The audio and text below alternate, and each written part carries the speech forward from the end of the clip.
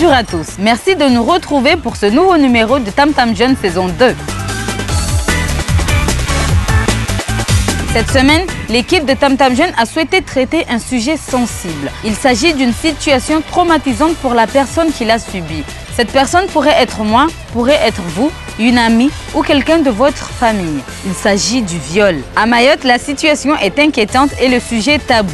Nous avons donc décidé de mener l'enquête afin de savoir exactement le constat à Mayotte, comprendre la différence entre le gourroie et le viol, savoir ce que risque pénalement le violeur et surtout comment aider les victimes. L'équipe de Tam Tam Jeune a rencontré plusieurs spécialistes auprès de qui les victimes peuvent trouver de l'aide, une aide morale et juridique. Comme nous traitons dans cette émission d'un sujet délicat et sensible, nous avons exceptionnellement supprimé les débats afin de laisser plus de temps à tous les spécialistes du sujet de s'exprimer. Ils nous expliquent quelle est la procédure à suivre afin de faire respecter ses droits et donnent des conseils aux personnes qui ont pu subir de tels actes. Reportage.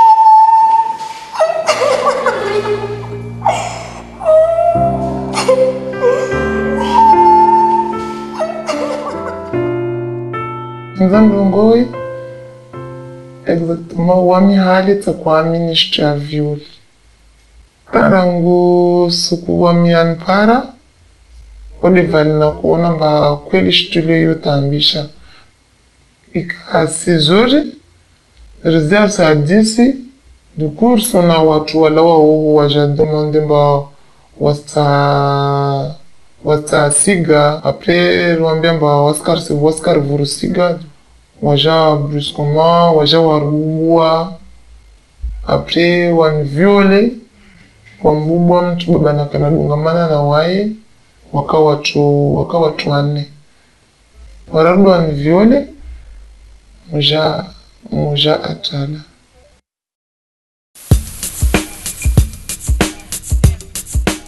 Force est de constater que les violences existent, ne serait-ce qu'en regardant les journaux, ne serait-ce qu'en se présentant les mercredis au tribunal correctionnel.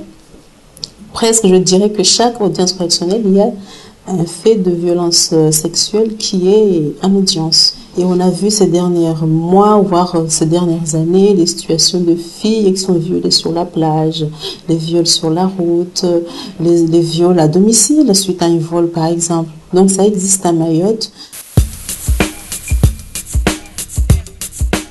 Le non-consentement et la pénétration sexuelle, de quelque nature que ce soit, commis sur la personne d'autrui par violence, contrainte, menace ou surprise, caractérisent un viol. Alors à Mayotte, comme sur tout le territoire français, il n'y a pas de différence, il n'y a pas de spécificité à Mayotte. La loi interdit la plus grave des infractions qui est le viol, c'est-à-dire toute pénétration sexuelle d'autrui commise par violence, contrainte, menace ou surprise. Donc c'est une relation sexuelle complète qui est imposée à quelqu'un.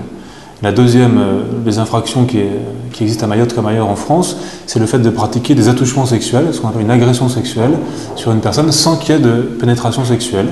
Et donc là, c'est encore une fois avec violence, contrainte, menace ou surprise.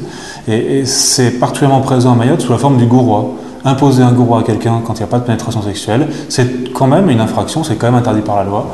Et c'est puni en tant qu'agression sexuelle, ça s'appelle. Et la troisième infraction sexuelle principale qu'on rencontre aussi beaucoup à Mayotte, plus qu'ailleurs, c'est ce qu'on appelle l'atteinte sexuelle. C'est le fait que la loi française interdise pour un majeur d'avoir des relations sexuelles avec un mineur de moins de 15 ans. Même si ce mineur est d'accord, même sans qu'il y ait contrainte, menace, violence ou surprise, la relation sexuelle d'un plus de 18 ans avec un moins de 15 ans est interdite par la loi. Chakuelewa mwanangu akokota uvo na mumcha mwanangu anambia mpa fulani kada unu anifanyia tongo huyo.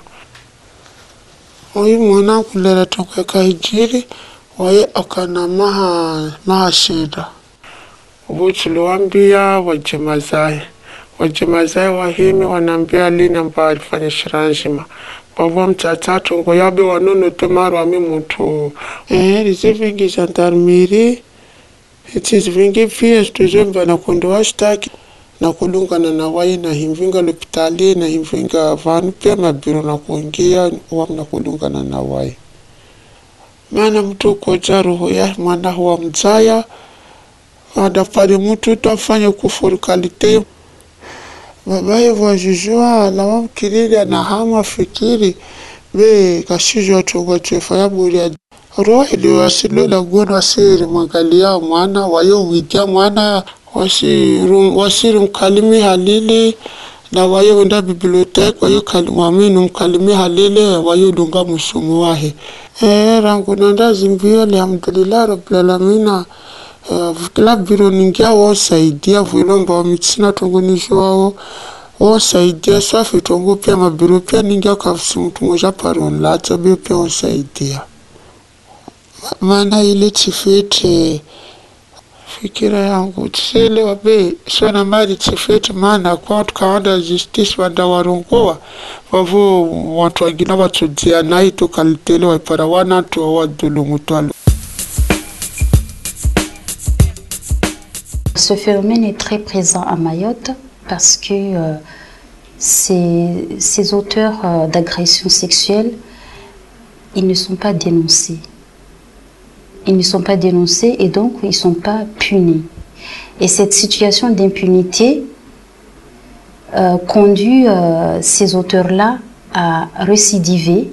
Et la famille de la jeune fille qui s'est fait violer va chercher justement pour protéger l'honneur de sa fille, va chercher à obtenir des arrangements peut-être financiers, voire même aller jusqu'au mariage de la jeune fille. Face à ces arrangements voulus par les familles, eh bien la victime elle se retrouve seule. Seule face d'abord à la douleur qu'elle a pu éprouver, physique, morale, et seule parce que finalement on ne reconnaît pas son statut de victime. Et on tente de l'étouffer par soit un mariage, soit des compensations financières. J'ai subi une agression sexuelle lorsque j'étais petite, mais j'ai décidé de ne pas en parler parce que j'avais peur. Ça s'est passé pas loin de chez moi. J'ai gardé tout ça en moi pendant 6 ans. Au début, j'écrivais, je tenais un journal intime, mais je me suis rendu compte que ça ne me satisfaisait pas. Je me suis dit, il faut que j'en parle parce que j'allais mourir si je gardais tout ça en moi. Pour reconnaître officiellement son statut de victime et pouvoir se reconstruire par la suite, eh bien cette jeune fille, ou bien ce jeune homme, doit absolument parler. Elle doit casser la loi du silence. Ils ont décidé de ne pas porter plainte, ils voulaient cacher cette histoire. Et même ils voulaient me marier avec mon agresseur. Mais heureusement que j'en ai en parlé avant. Pendant 8 mois, j'ai attendu qu'ils portent plainte puisque j'étais encore mineure. Mais ils n'ont rien fait. Et mon père continuait à discuter avec mon agresseur. Je le voyais tous les jours et je ne pouvais pas supporter ça.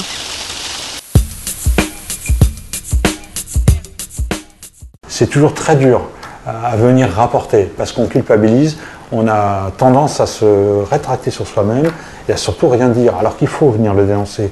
Donc l'idéal c'est d'en parler aux plus proches, ceux en qui on a confiance, qui vont aider à venir faire la démarche auprès de nous. Je crois que la chose la plus importante c'est d'abord d'en parler avec quelqu'un déjà, hein, de pouvoir se confier. Je crois que ça c'est une démarche aussi très difficile chez la victime.